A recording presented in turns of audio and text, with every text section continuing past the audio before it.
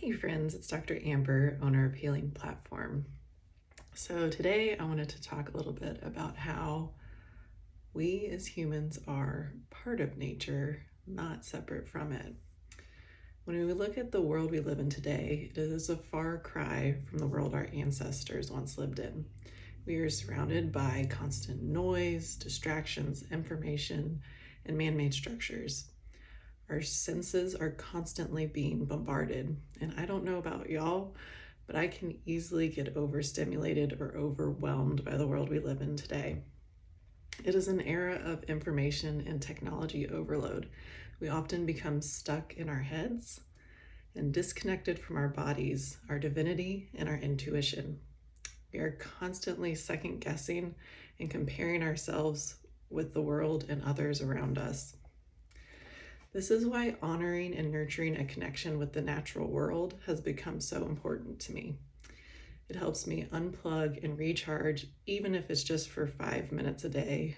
As a mom of a 2-year-old, I'm sure some of you can relate. Sometimes that's all you have as far as free time.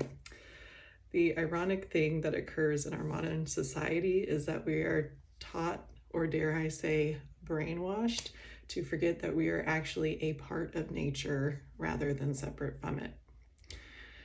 So I looked up the definition of nature, and according to Oxford Language, I quote, "The nature is defined as the phenomena of the physical world, collectively including plants, animals, the landscape, and other features and products of the earth, as opposed to humans or human creations."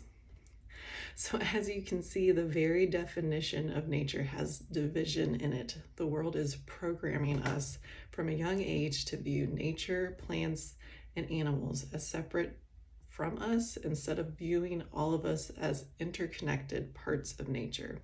We all need one another to survive. Having a connection with nature is an innate part of what it means to be human. Excuse the pun, but it's natural to be connected to nature. There's such wisdom we can learn from being in nature. It was here long before us, and it will be here long after we are gone. This is what our ancestors knew, honored, and respected. They were in nature every single day and could not help but learn and observe from the world around them. And this is still possible today when we slow down, get out of our heads, and drop into our hearts. Nature has so much to teach us if we create the time and the space to listen. One of the easiest ways to begin reconnecting with nature is to get outside. Put your phone off, put it on airplane mode, and just get outside and breathe. Like I said, even if it's just for 5 minutes. Just observe and see how you feel after.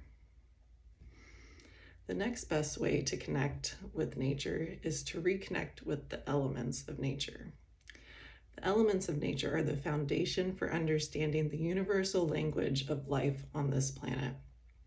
Throughout the centuries, the elements have been the basis for many creation myths across the globe. We also find that the elements are reflected within each of us. So we all have earth, water, air, and fire within each of us, just like it's reflected into the world around us. The elements are a symbolic and archetypal language that can help you better understand yourself and the people you interact with on a daily basis. This is why the elements are the foundation for many healing traditions across the globe, such as Ayurveda, Chinese medicine, and medical astrology. Our ancestors understood the importance of learning from nature. I believe the elements of nature are the key to better understanding our true nature and those around us. It's the key to returning to yourself and the world to wholeness. So stay tuned. I'm going to be talking more on the elements in the future. In the meantime, if you would like a specific practice to help you with deepening your connection with the natural world, I highly suggest an activity called Sit Spot. I learned about this, a couple of years ago now. And in a nutshell, you pick a spot in nature to go to and you sit for 20 minutes each day. You set an intention and observe the world around you. I had so many amazing aha moments with this practice that anytime I had a big decision coming up or I needed to get out of my head, I'm like, I need to go sit outside right now. And there's a great book / journal that details how to do sit spot and gives you journal prompts and further reflection each time you do it. And it's called Sit Spot and the Art of Inner Tracking by Michael Trotta. So I found this resource super helpful. And if you want to learn more about that, I'll put a link in the comments. But I hope that this information was helpful to you, and I highly encourage you to try in reconnecting with the natural world around you and see how much that it changes your life and how much it helps you reconnect with yourself and who you are on a really basic and primal level.